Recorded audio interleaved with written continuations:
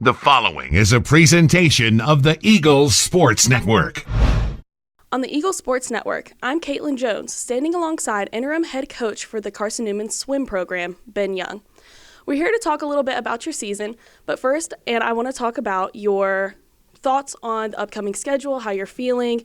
You know, you've mentioned that you have a roster size of about 49, which is a little bit small for the Eagles. But, you know, coming in as interim head coach, what are your expectations for yourself and for your team over the next few months? Yeah, absolutely. I mean, there's obviously a lot of rebuilding to do, and with a roster size of 49, we had 62 last season. So it, again, is a much different team this year. But our goal is to kind of reset and continue the success or continue on the path of success that we've had in the past.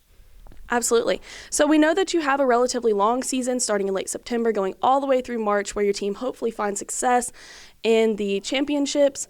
So we just want to hear about how you kind of keep your team motivated, how you prepare them, how you keep them fresh throughout the length of the season.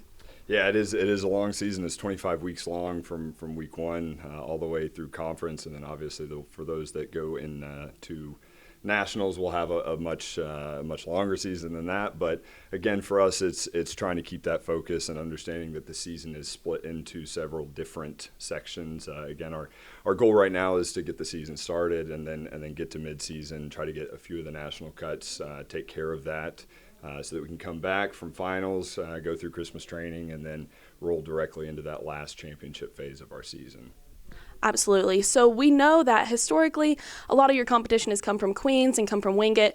Now we know Queens has gone D1 this year, and normally in the past you've had some sort of dual meet, something going on with Wingate early in the season, but you're only going to see them once at the Emory Invite before you see them again at the SAC Championships. So are you expecting to keep a close eye on them and any other large competition as you go through the season? Yeah, it's definitely going to be a different looking season. Not seeing them early on, we're used to seeing them, a couple times in the fall semester, and then again, obviously at conference and at nationals. And so, for us, it's knowing that when we go into the Emory Invite, we're going to be trying to get a little bit of a pulse on where they're at with their season. But it's not like we're not going to be keeping track of them, and hopefully they're having to do the same for us, especially with Queens not being in the mix anymore.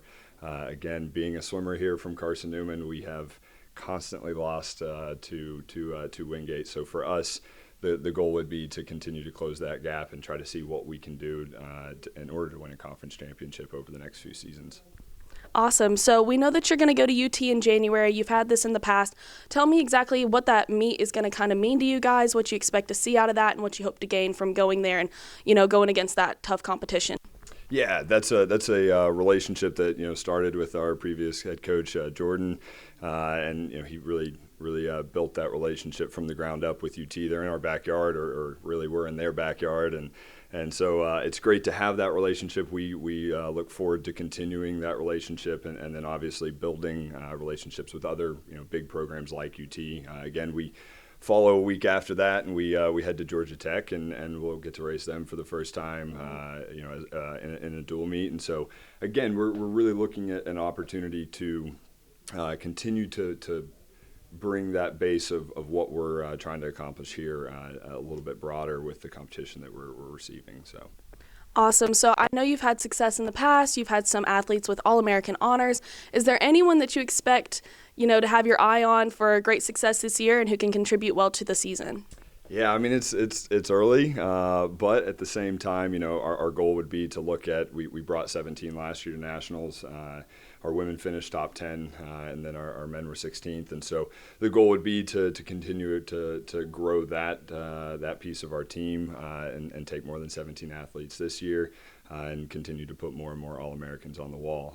But as far as individuals, we'll save that for another one. And again, I'm just excited to see what the team is willing to accomplish this year. And again, we know that we've already gotten a few days of some quality practice in, and we're hitting the ground running hard. And so, again, we're excited.